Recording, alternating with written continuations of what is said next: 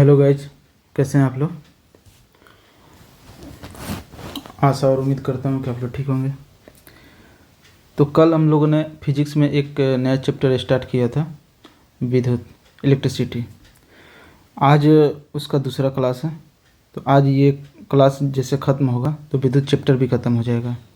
बाकी इसके बाद इसमें जो भी क्वेश्चन आएंगे न्यूमेरिकल टाइप से और जो भी चीज़, तो वो हम लोग पूर्वावलोकन से करके देख लेंगे। ठीक है, तो आगे हम लोग क्लास में आगे टॉपिक पे आते हैं। कंडक्टिविटी। कंडक्टिविटी को विशिष्ट चालकता कहा जाता है। उसका सिंबल ये होता है, ठीक है।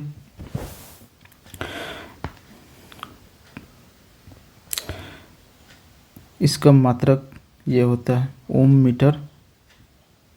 ओम मीटर का पावर -1 होता है, ठीक है। इसको ऐसे ही सॉल्व करिएगा 1/रो। आपको पीछे में बता चुका हूँ कि रो क्या होता है। रो प्रतिरोधकता का मात्रक होता है। प्रतिरोधकता उसमें आप देख सकते हैं। उसका फार्मूला, रो का फार्मूला ये होता है कि RA/L, ठीक है।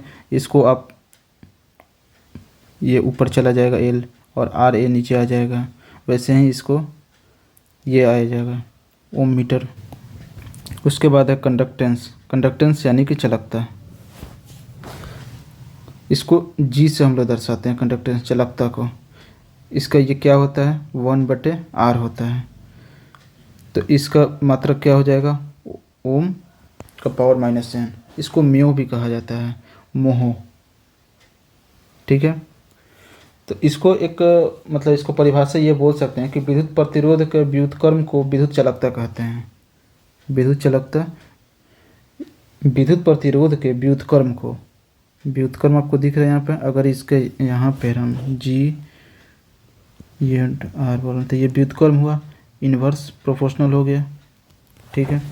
उसके बाद अगला है ए मीटर और वोल्ट मीटर। ये पीछे के एक दो क्लास में ये बताया जा चुका है कि ए मीटर और वोल्ट मीटर क्या होता है।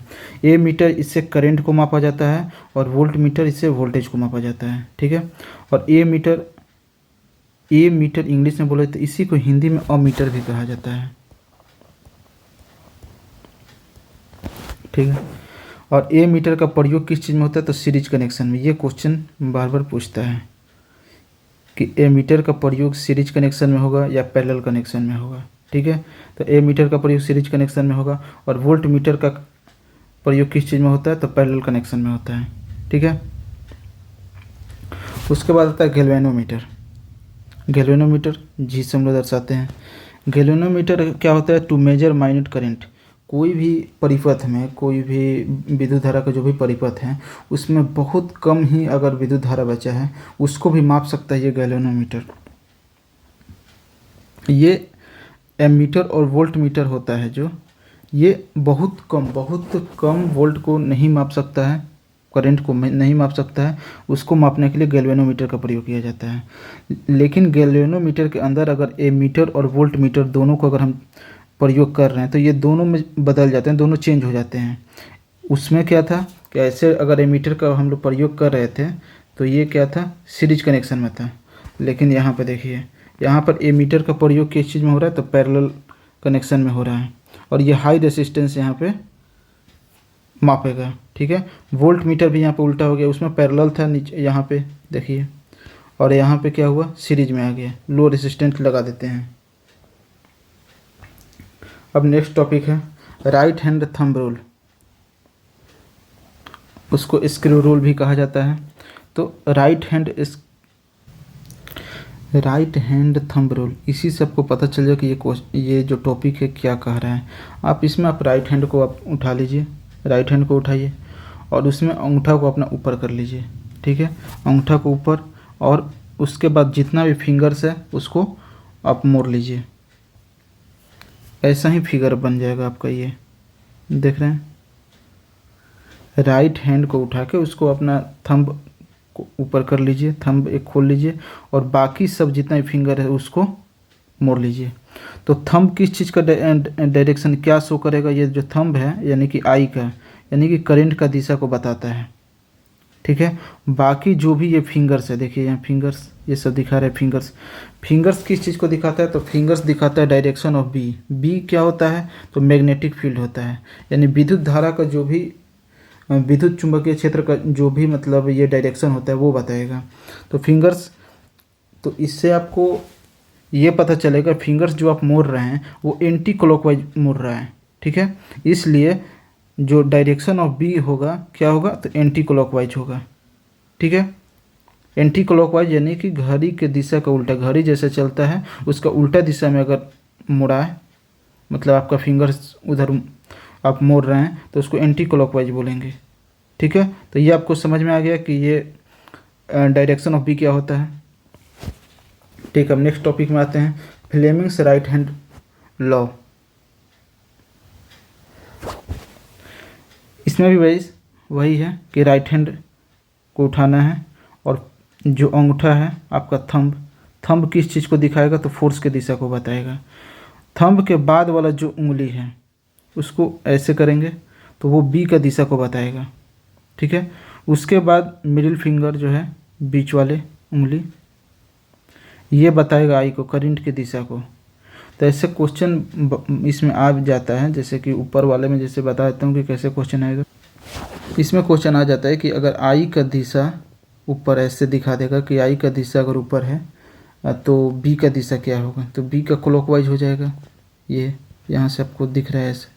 इसमें भी वैसे ही क्वेश्चन बहुत बार पूछ सकता है कि अगर आई का दिशा अगर ऊपर हो, आई का दिशा अगर ऊपर है तो इसमें बी बता दीजिए, बी का दिशा क्या होगा और एफ का दिशा क्या होगा। ऐसे ऐसे क्वेश्चन पूछ देता है, इसलिए ये चीज़ बता दिया मैं। उसके बाद लास्ट टॉपिक है कैपेसिटर। ये कैपेसिटर क्या होता है, तो एनर्जी को स्टोर करता है। एनर्जी बोले तो एनर्जी होता क्या है, एनर्जी यानी कि कोई भी चीज़ चार्ज को, ये चार्ज को स्टोर करके रखता है, ठीक है। और कैपेसिटर का यूनिट क्या होता है, तो फैराडे होता है, ठीक है। ये चार्ज जो हम लोग का स्टोर करके रखते हैं तो किस टाइप से, तो इस फॉर्म में चार्ज को ये स्टोर करके रखेगा, ठीक है। और कैपेसिटर का यूज कहाँ होता है, तो हम लोग का पंखा का जो कंडेंसर है उसमें यूज होता है। तो जैसे मान लेते हैं कि आपका पंखा का अगर कंडेंसर अगर ख़राब हो जाता है तो होता क्या है कि आप उसमें पंखा में अगर लाइन दे रहे हैं, ऑन कर रहे हैं, तो पंखा चलता नहीं है, उसको हाथ से हिलाना पड़ता है। हाथ से हिलाइएगा तो फिर चलने लगेगा। इसका ये मतलब है कि ये जो कैपेसिटर है, कैपेसिटर क्या करता है, कैपेसिटर यही करता है कि अगर कंडेंसर अगर ठीक नहीं है तो इसमें पहले ही चार्ज स्टोर रहता था। जैसे कंडेंसर अगर जब तक ठीक था तो इसमें चार्ज स्टोर रहता था, ठीक है। तो ये पहले मोटर को चला देता था और कंडेंसर का काम यही है, एनर्जी स्टोर करना। लेकिन जब कंडेंसर ख़राब हो गया, इसमें एनर्जी है ही नहीं, तो मोटर को चला नहीं पाएगा। मोटर को चलाने के लिए आप हाथ से उसको एनर्जी देते हैं, ठीक है। तो ये पता चल गया कि कंडेंसर क्या होता है, कैपेसिटर क्या होगा। इसके बीच में एक, जैसे कि यहाँ पे जो है ऐसे बना रहता है, इसके बीच में डाई इलेक्ट्रिक मेटल लगा रहता है, डाई इलेक्ट्रिक मटेरियल कुछ लगा रहता है, ठीक है। तो ऐसे कैपेसिटर यूज होता है, निगेटिव पॉजिटिव निगेटिव पॉजिटिव ऐसे करके ये सब बना रहता है। तो अभी तो लगभग पूरा विद्युत चैप्टर कंप्लीट हो गया। अब इसके बाद कल पूर्वालेखन का इसमें क्वेश्चन करा दूंगा मैं। तो जो भी और भी जैसे विद्युत चैप्टर में कुछ अगर बचा हुआ है, जैसे कि सेल बचा हुआ है, ये सब चीज़ वो सब क्लास में मैं करा दूंगा। तो आज के लिए बस इतना ही। Thank you.